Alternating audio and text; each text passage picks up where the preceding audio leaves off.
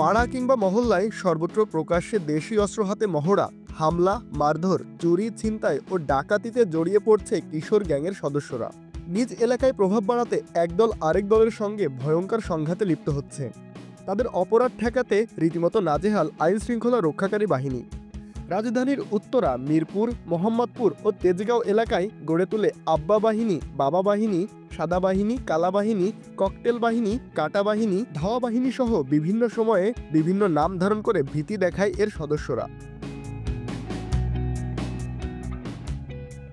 খোঁজ নিয়ে জানা গেছে, পিঠে বড় ভাইয়ের হাত, বয়স 13 থেকে 22, আছে রাজনৈতিক পরিচয়, হাতে দেশি বিদেশি অস্ত্র। চটকদার নামে রাজধানীর গলি থেকে পাড়া মহল্লায় গজিয়ে উঠেছে কিশোর গ্যাং।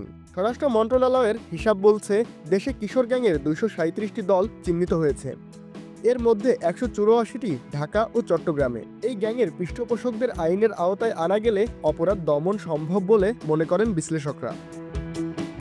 ডিএমপির মিডিয়া অ্যান্ড পাবলিক রিলেশনসের উপপুলিশ commissioner Mohammad Talebur Rahman the daily ক্যাম্পাসকে বলেন, আমরা দেখেছি 5 আগস্টের পর কিশোর গ্যাংয়ের নামে বিশেষ করে মোহাম্মদপুর, মিরপুর ও উত্তরা এলাকায় অপরাধীদের দৈরাত্ম্য বেড়েছে। এর পরিপ্রেক্ষিতে আমরা আভিযানিক কার্যক্রম জোরদার করি এবং সংশ্লিষ্ট এলাকায় ব্যাপক ধরপাকড়ের মাধ্যমে এই সদস্যদের আইনের আওতায় আনতে সক্ষম হই। তিনি আরও বলেন, বর্তমানে কিশোর গ্যাংয়ের উল্লেখযোগ্য কোনো তৎপরতা নেই। যদি কোনো সদস্য এই গ্যাংয়ের পরিচয়ে গ্যাং কালচার সৃষ্টি করতে চায়, তাহলে আমরা আইনের আওতায় নিয়ে আসতে তৎপর।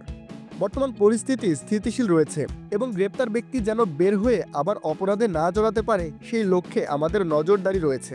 এছাড়া অনেকে কিশোর গ্যাংয়ের নামে তাদের লক্ষ্য হাসিলের চেষ্টা চালাতে না পারে, সেই ব্যাপারেও আমরা তৎপর।